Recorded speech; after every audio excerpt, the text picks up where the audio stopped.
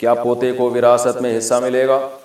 ایک شخص ہے کریم، اس کا بیٹا ہے رحیم، اور اس کے پوتے ہیں عبداللہ اور عثمان۔ اب کریم کے بیٹے رحیم کا انتقال ہو گیا، تو اس کے جو پوتے ہیں عبداللہ اور عثمان وہ وراثت میں شامل ہوں گے یا نہیں؟ محمد حارث، آگرہ، انڈیا سے۔ دوبارہ پڑھتا ہوں، ایک شخص ہے کریم، اس کا بیٹا ہے رحیم، اور اس کے پوتے ہیں عبداللہ اور عثمان۔ رحیم کا انا للہ ہو گیا۔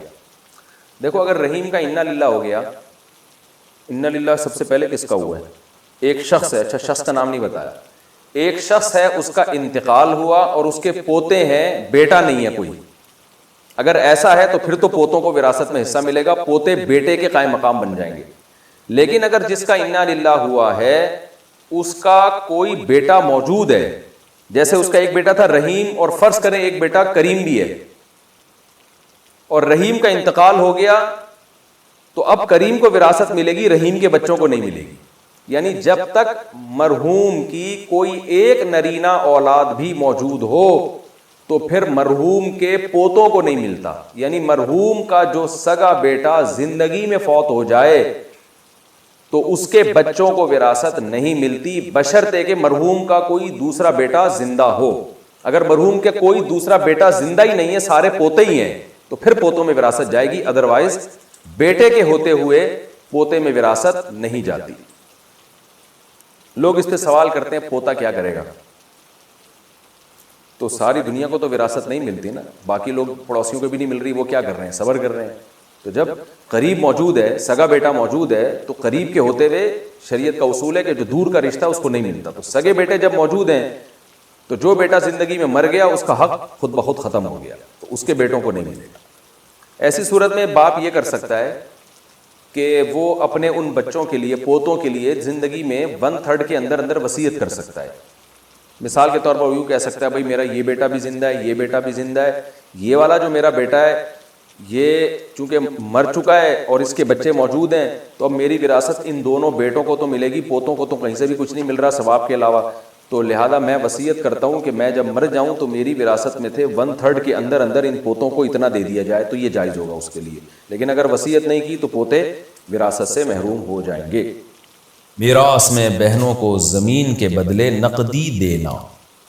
اگر 5 بھائی اور 3 بہنیں ہوں اور ان کے پاس میراث کم ہو اور وہ بہنوں کو زمین کے بدلے نقدی رقم دے تو کیا ان کے لیے ایسا کرنا جائز ہوگا؟ ہدایت اللہ کشمیر سے۔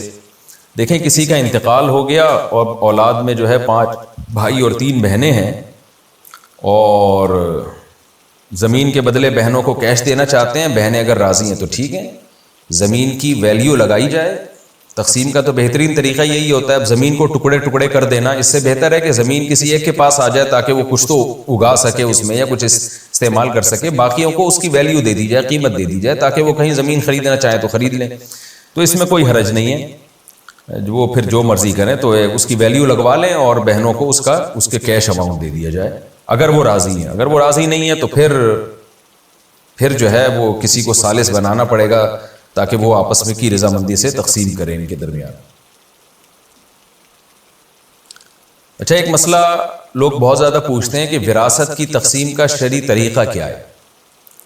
یہ مسئلہ بھی بہت زیادہ پوچھا جاتا ہے، اور یہ بھی کہ اگر کوئی زندگی میں وراثت تقسیم کرنا چاہے تو اس کا طریقہ کیا ہے؟ یہ کئی بار بتایا جا چکا ہے، لیکن ایک میں چاہ رہا ہوں کہ پراپر کلپ اس پہ چل جائے۔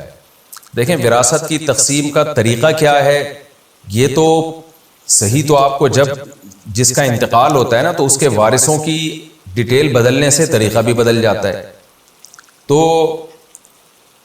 لیکن نارملی ہوتا کیا ہے، گھر میں باپ کی وراثت کے بارے میں اکثر اختلاف ہوتا ہے، تو میں جو کامن ہے نا وہ والا طریقہ بتا دیتا ہوں جو عام طور پہ سب کے ساتھ ہی ہوتا ہے۔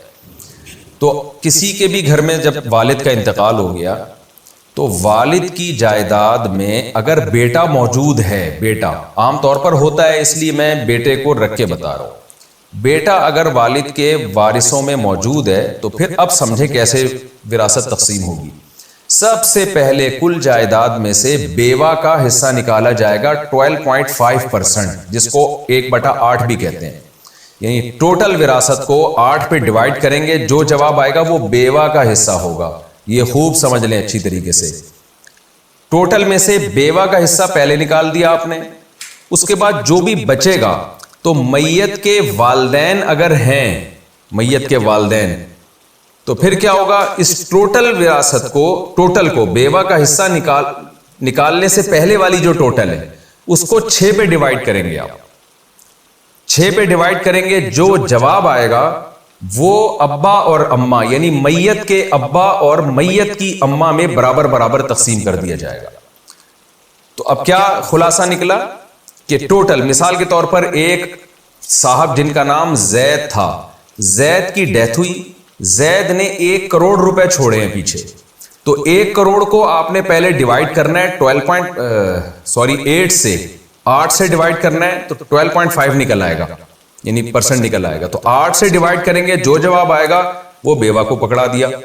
پھر اسی پورے 1 کروڑ کو بیوہ کا حصہ نکالے بغیر، پورے 1 کروڑ کو آپ نے ڈیوائیڈ کرنا ہے 6 سے، جو جواب آئے گا وہ ابا اور اماں کو برابر برابر دے دیا جائے گا۔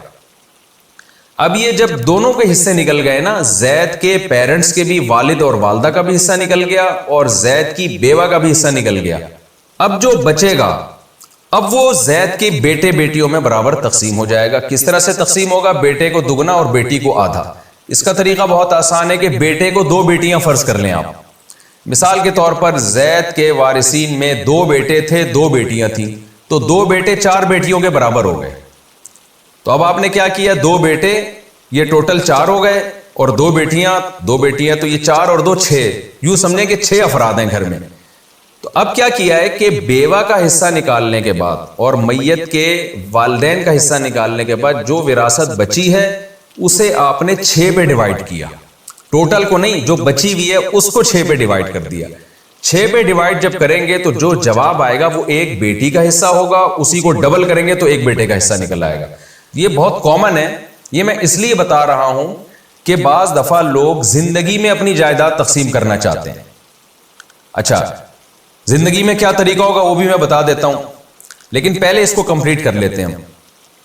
اگر کسی شخص کی ڈیتھ ہوئی، اس کی بیوہ ہے، والدین نہیں ہے، یا والدین ہیں، والدین میں سے کوئی ایک ہے، تو والدین میں سے کوئی ایک ہو تو بھی یہی طریقہ ہے، یعنی کیا کرنا ہے کہ بیوہ کا حصہ نکالنا ہے۔ 1 کروڑ جائیداد تھی، اس کو ہم نے ڈیوائیڈ کیا 8 پہ، جو آنسر آیا وہ بیوہ کا حصہ ہو گیا۔ پھر اسی 1 کروڑ کو 6 پہ ڈیوائیڈ کیا، جو آنسر آیا وہ والدین کا حصہ ہے، والدین میں سے جو زندہ ہے اس کا حصہ ہے، ابا زندہ ہے تو ابا کو پکڑا دیں، اماں زندہ ہے تو ابا کو پکڑا دیں، یعنی مرحوم کی اماں، ان کو پکڑا دیں آپ۔ دونوں میں سے کوئی بھی نہیں ہے تو ان کا حصہ پھر ہے ہی نہیں، ظاہر ہے۔ تو پھر کیا ہوگا، دونوں میں سے اگر کوئی نہیں ہے تو نانی جو ہے وہ اماں کی جگہ آ جاتی ہے، اور جو ہے دادا جو ہے وہ ابا کی جگہ آ جاتے ہیں۔ تو دادا اور نانی میں سے کوئی بھی نہیں ہے نا، تو پھر سمپل طریقہ ہے کہ بس بیوہ کا حصہ نکالا جائے گا اور باقی جو بچے گا وہ میت کی اولاد میں اس طرح سے ڈیوائیڈ کر دیا جائے گا کہ بیٹے کو بیٹی کی نسبت دگنا ملے۔ یہ چونکہ عام طور پر یہ والا مسئلہ زیادہ پوچھا جاتا ہے تو یہ میں نے اس لیے ریکارڈ کرا دیا کہ کسی کی بھی گھر میں ڈیتھ ہوئی ہے تو وہ آسانی کے ساتھ اس طرح سے تقسیم کر سکتے ہیں۔ پھر بھی بہتر یہ ہے کہ کسی قریبی مفتی سے رجوع کر لیں تو زیادہ اچھا ہے، کیونکہ لوگ پھر کیلکولیشن میں گڑبڑ کر رہے ہوتے ہیں، بات پوری سمجھ نہیں پا رہے ہوتے۔ اب بعض دفعہ لوگ کیا کر رہے ہوتے ہیں، یار میں اپنی زندگی میں وراثت تقسیم کرنا چاہتا ہوں، بوڑھا ہو گیا انسان، وہ چاہ رہا ہے میرے مرنے کے بعد کہیں جھگڑے نہ ہو۔ تو زندگی میں وراثت تقسیم کرنے کے لیے خوب سمجھ لیں، آپ زندگی میں جب بھی کسی کو وراثت دیں گے تو آپ اس کو وراثت کا نام دے رہے ہوں گے، لیکن شریعت اس کو وراثت نہیں مانتی، شریعت اس کو گفٹ مانتی ہے، گفٹ۔ تو گفٹ کے اصول اس پہ ساتھ آئیں گے، اور گفٹ میں اصول یہ ہے کہ جس کو چاہے دے دے آپ۔ نارملی اپنی اولاد میں برابری کرنی چاہیے، آپ نے بیٹے کو زیادہ دے دیا، بیٹی کو کم دے دیا، یہ ٹھیک نہیں ہے۔ تو اس لیے برابر برابر گفٹ دیں، اور بیوہ کو بالکل محروم کر دیا اپنی بیوی کو، یہ بھی مناسب نہیں ہے۔ آپ مر گئے تو بیچاری کا کیا، کون پوچھنے والا ہوگا؟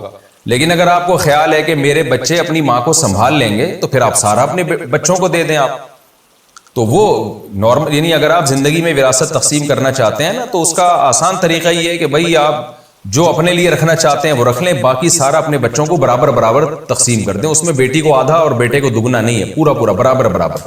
اور ہینڈ اوور بھی کر دیں. اگر ہینڈ اوور نہیں کیا تو آپ کے مرنے کے بعد وہ کالعدم ہے, وہ دوبارہ سے وراثت جاری ہوگی اس میں.